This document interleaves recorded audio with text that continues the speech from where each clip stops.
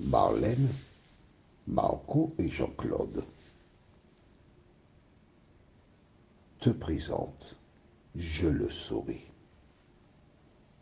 Juste avant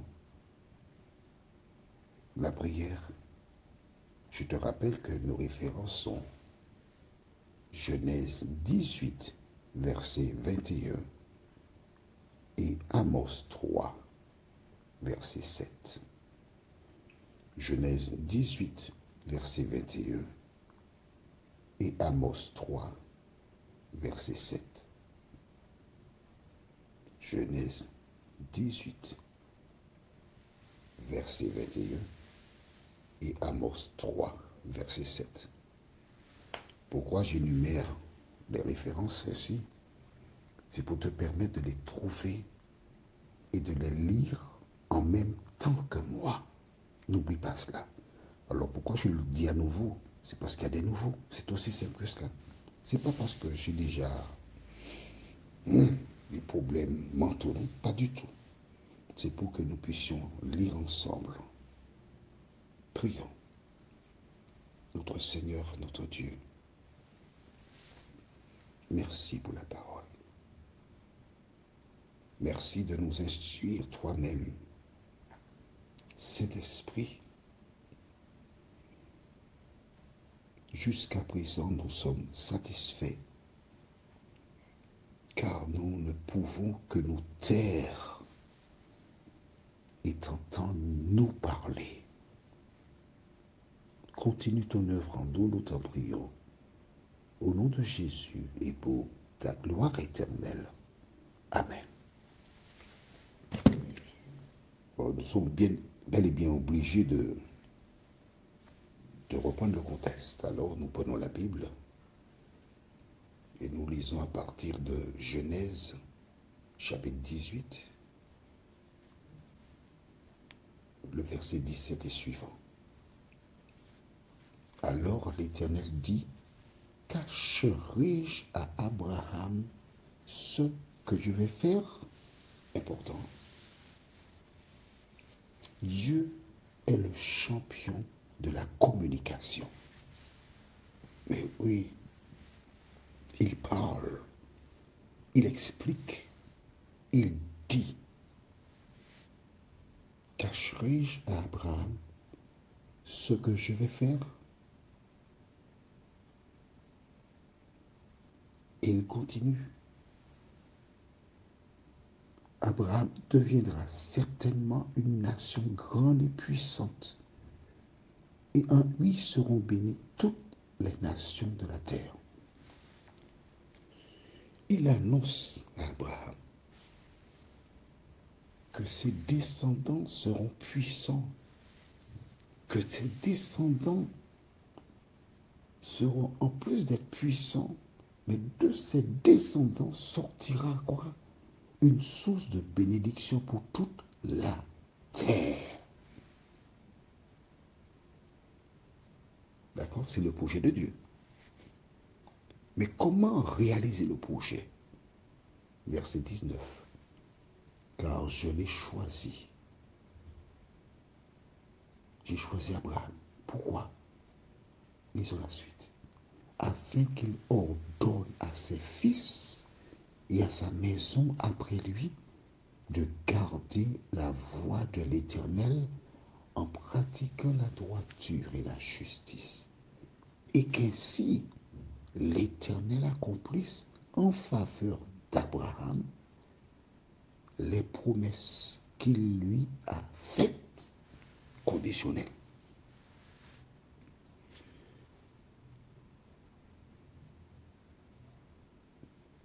Conditionnel. Tout est conditionnel.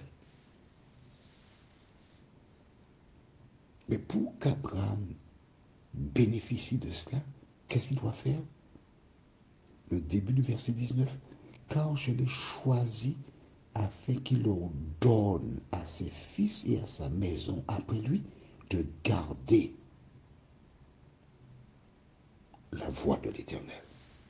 Mon ami, mais question de famille. Si tu veux que ta famille resplendisse, il faut garder la voix de l'Éternel. Mais les deux personnes doivent être sur la même longueur d'onde. Lorsqu'il y a l'un des deux qui est dans un autre domaine, tu ne peux pas réaliser cela. Et forcément, la Bible te dit, tout royaume divisé ne peut subsister. Alors nous continuons au verset 20. L'Éternel dit, le cri contre Sodome et Gomorrhe s'est accru. C'est-à-dire qu'ils sont arrivés à un point là, non, c'est trop chaud. Et leur péché est énorme. Et la réflexion d'aujourd'hui, la référence, c'est le verset 21. C'est pourquoi je vais descendre et je verrai s'ils ont agi entièrement selon le bruit venu jusqu'à moi. Et si cela n'est pas, je le saurai.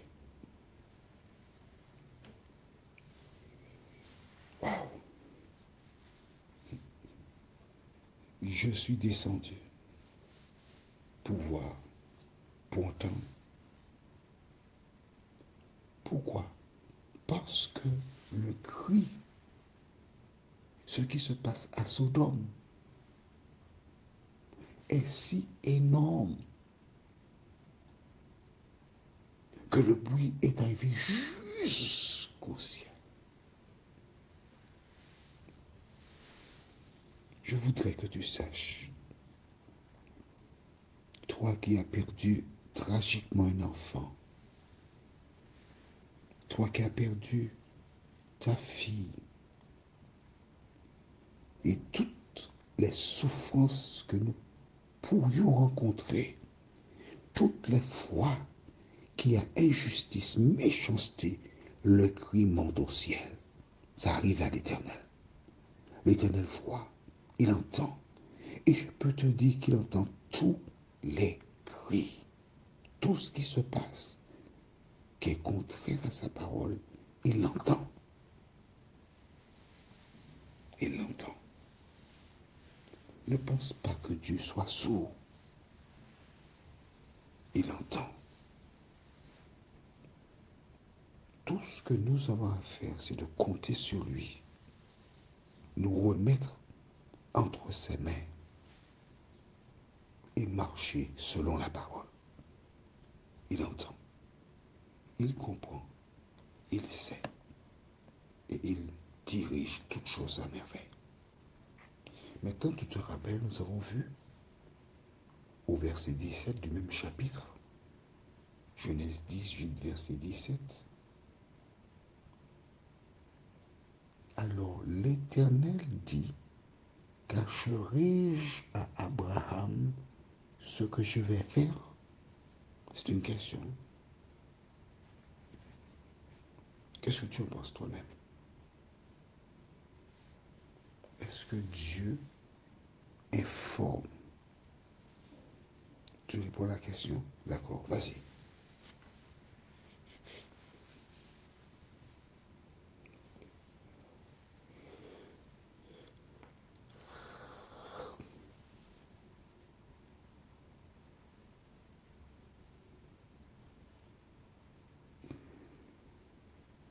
Tu as trouvé la réponse.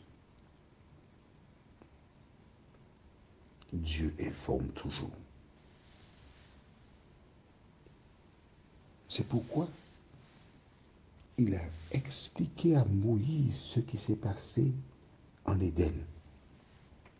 Moïse est l'auteur du livre de Genèse, Exode, Lévitique, Nombre, Deutéronome et le livre de Job.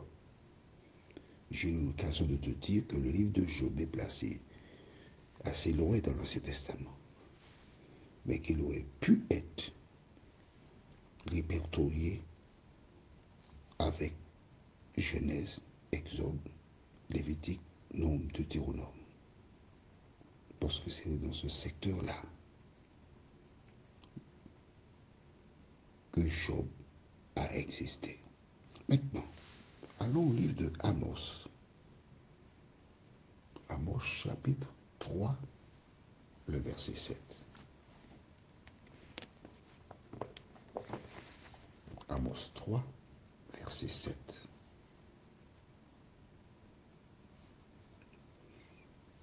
Tu as trouvé? Amos 3, verset 7 déclare: car le Seigneur, l'Éternel, ne fait rien sans avoir révélé son secret à ses serviteurs, les prophètes. Je lis à nouveau pour toi. Car le Seigneur, l'Éternel, ne fait rien sans avoir révélé son secret à ses serviteurs, les prophètes. En nous appuyant sur cette déclaration, nous comprenons que Abraham est un prophète de l'Éternel. Mais nous comprenons aussi que l'Éternel ne fait rien sans avoir averti. Pourquoi agit-il de la sorte? Afin que les gens aient des éléments, afin qu'ils connaissent, mais surtout aussi afin qu'ils le craignent. Pas qu'ils aient peur de lui, mais qu'ils aient la crainte de l'Éternel. Parce que la crainte de l'Éternel est le commencement de la sagesse. Mon ami, nous découvrirons prochainement ce qui s'est passé à Sodome et Gomorrhe. Et rappelle-toi, Dieu est le même hier, aujourd'hui et éternellement. Étant donc le même, il est fondamental pour nous de découvrir ce qui se passait à Sodome et Gomorrhe, de telle sorte que nous puissions nous protéger des conséquences, puisque les mêmes causes produisent les mêmes effets. Prions. Merci Seigneur pour la parole. Merci pour la connaissance. Merci pour l'œuvre du Saint-Esprit dans le cœur. Merci pour l'assurance qu'un jour, nos yeux verront Jésus. Merci pour l'assurance qu'un jour, nous laisserons cette terre. Merci pour l'assurance qu'un jour,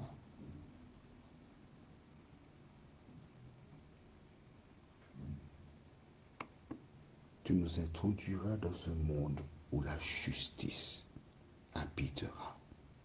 En attendant ce moment, Seigneur, fais de nous non pas des lecteurs, mais des chercheurs acharnés de la parole pour te connaître, car ce n'est qu'ainsi que nous pourrons être sauvés.